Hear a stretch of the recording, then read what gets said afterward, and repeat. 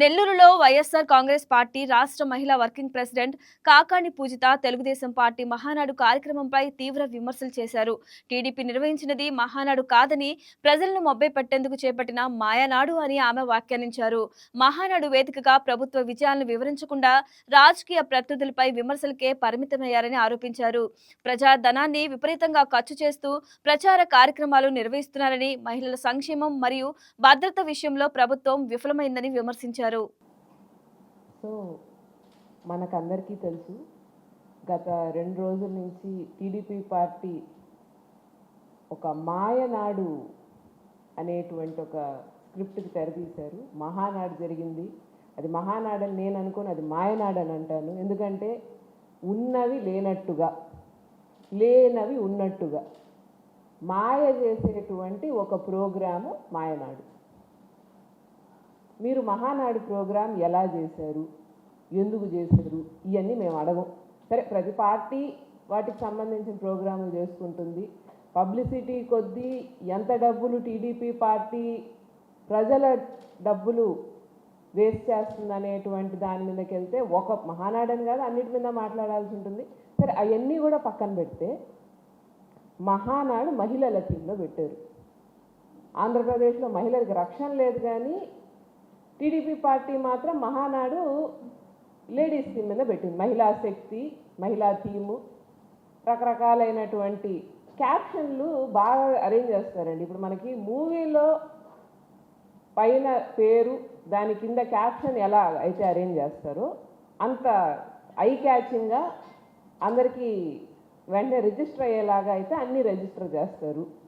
సరే, తీరా ఈ మహానాడులో చూస్తే మహానాడుకు వచ్చినటువంటి మహిళల్ని ఎలా తీసుకొచ్చారు?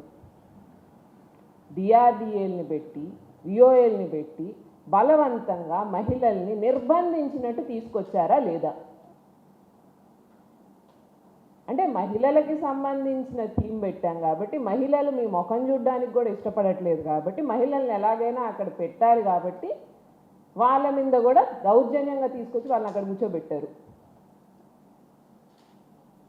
ఈరోజు ఆంధ్రప్రదేశ్ మహిళలు టీడీపీ పార్టీ నాయకుల్ని వద్దనుకుంటున్నారు అనేది ఎంతో క్లియర్గా, క్లారిటీగా ఉండేటువంటి విషయం. మీరు దాన్ని తిమ్మిని బొమ్మి చేయడానికి ఇప్పుడు ఈ మాయలన్నీ చేస్తున్నారు, ప్రజలు నమ్మట్లేదు. మీకు అసలు మహిళల మీద మాట్లాడే హక్కు ఉందా? మీరు ఆలోచన చేసుకోవాలి. మహిళల్ని మీరేం చేస్తారు? మహిళల ఓట్లు కావాలి కాబట్టి ఈరోజు ఈ నాటకాలన్నీ ఆడుతున్నారు. మహిళల ఓట్లు కావాలి, మీటింగులకు మహిళలు కావాలి, ఉపన్యాసాలు ఇవ్వడానికి మహిళలు కావాలి, ఇవన్నీ మహిళలు కావాలి. కానీ మహిళల రక్షణ గురించి పట్టించుకోరా? కనీసం వాళ్ళ గురించి చేసిన పాపానైనా పోయారా టీడీపీ పార్టీ వాళ్ళు? కానీ చంద్రబాబు నాయుడు గారికి నిజంగా మహిళలు అంటే చిత్తశుద్ధి ఉంటే, మహిళలంటే గౌరవం ఉంటే, మహిళల పట్ల అంత ఆలోచన ఉంటే ఎందుకని మహిళలకి సంబంధించినటువంటి హామీలు పూర్తి చేయలేదు? ఆడబిడ్డ నిధి ఏమన్నారు? నెలకి 1500, అంటే సంవత్సరానికి 18,000. ఇప్పటికి 2 సంవత్సరాలు పూర్తవుతున్నాయి.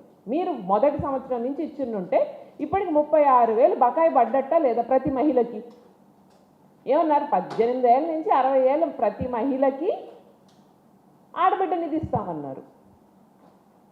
దానిపైన ఏమన్నారు?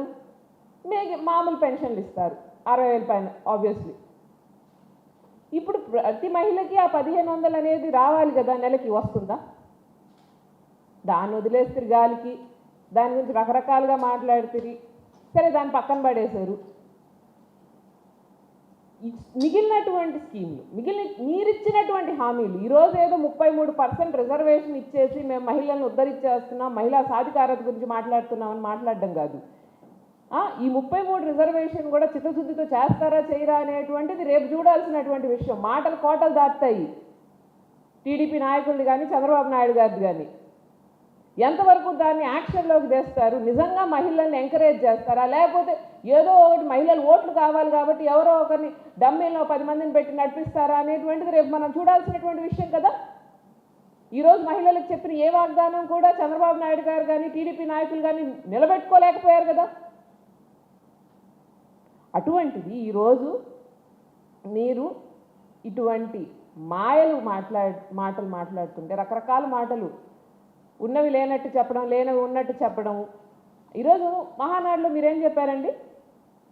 శక్తి యాప్ని పాపం వీళ్ళు కనుక్కున్నారంట మహిళల రక్షణ కోసం.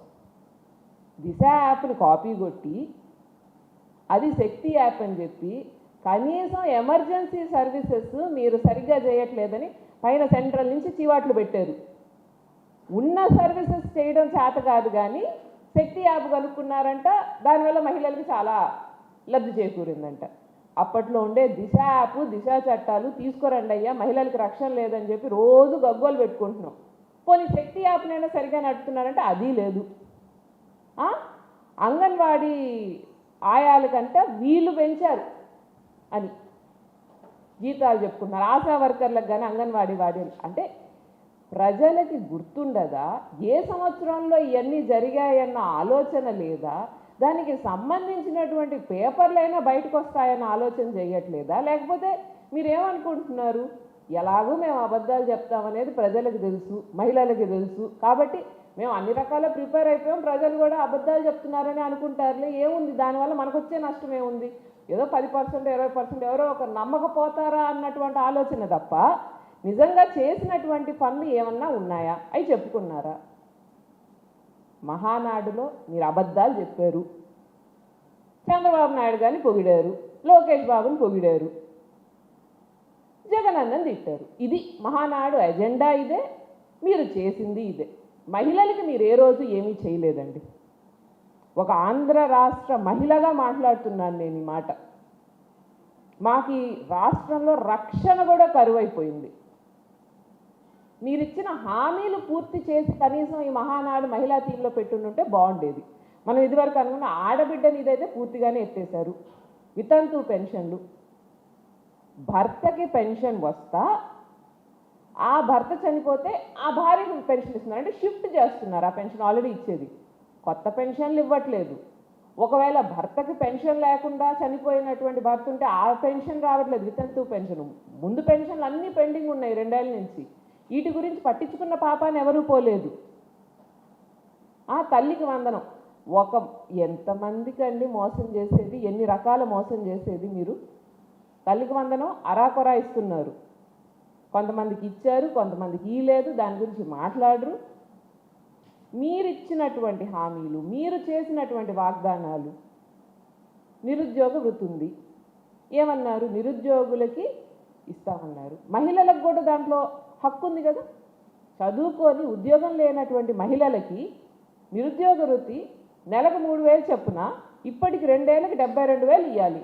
ఎంతమందికి ఇచ్చారు చెప్పండి? ఉద్యోగాలు ఇవ్వలేదు, ఉద్యోగాలు ఇస్తామని చెప్పి మోసం చేశారు. ఈరోజు మహిళలకి ఏ రకంగా ఎన్ని హామీలు ఇచ్చారో మోసం చేశారు. ఈరోజు చివరికి మెగా డిఎస్సి అని తీసుకొచ్చి దాన్ని దగా డిఎస్సి అనాలి, మెగా డిఎస్సి అనరు. చివరికి ఈ ఉద్యోగాల్లో కూడా మీరు చేసినటువంటి మోసం, మీరు చేసినటువంటి అవకతవకలు బయట పెడితే వైఎస్ఆర్సీపీ పార్టీ మీద కేసు. ఇదే కదా మొదటి నుంచి మీరు చేసేది, ఇదే కదా. కేసులు, బైండ్ ఓవర్ కేసులు, మీ మీద కేసులు, మీకు నోటీసులు. అంటే మేమన్నా భయపడతామన్నా? ఎన్ని ప్రయత్నాలు చేశారండి, ఎవడైనా భయపడ్డా వైఎస్ఆర్సీపీ నుంచి? మహిళల మీద కేసులు, మహిళా నాయకులు కార్యకర్తల మీద కేసులు. అంటే నిజం చెప్పిన వాళ్ళ మీద కేసులు పెట్టడానికి, మీరు చక్కగా అబద్ధాలు చెప్పుకోవడానికి, దానికంటూ ఒక స్టేజు, దానికి మళ్ళీ పెద్ద సెటప్, దానికి మళ్ళీ క్యాప్షన్లు, మళ్ళీ వీడియోలు, మళ్ళీ బయట నుంచి పిలిపిస్తారు అన్నీ. ఈరోజు మీరు చేసినటువంటి అభివృద్ధి ఒక్కటి చెప్పుకోగలిగారా? ఎంతసేపు పక్కనోడి క్రెడిట్ తీసుకోవడము, లేకపోతే పక్కనోడిని తిట్టడం, ఆ రెండే తెలుసు. చంద్రబాబు నాయుడు గారు ఇది వరకు చెప్పాను, ఇప్పుడు చెప్పాను, మాటల ముఖ్యమంత్రి. ఆయన మాటలకే పరిమితం అవుతారు. అందుకని ఆయన అబద్ధాలు చెప్తాడు, రకరకాల మాటలు చెప్తారు, మోసం చేస్తారు.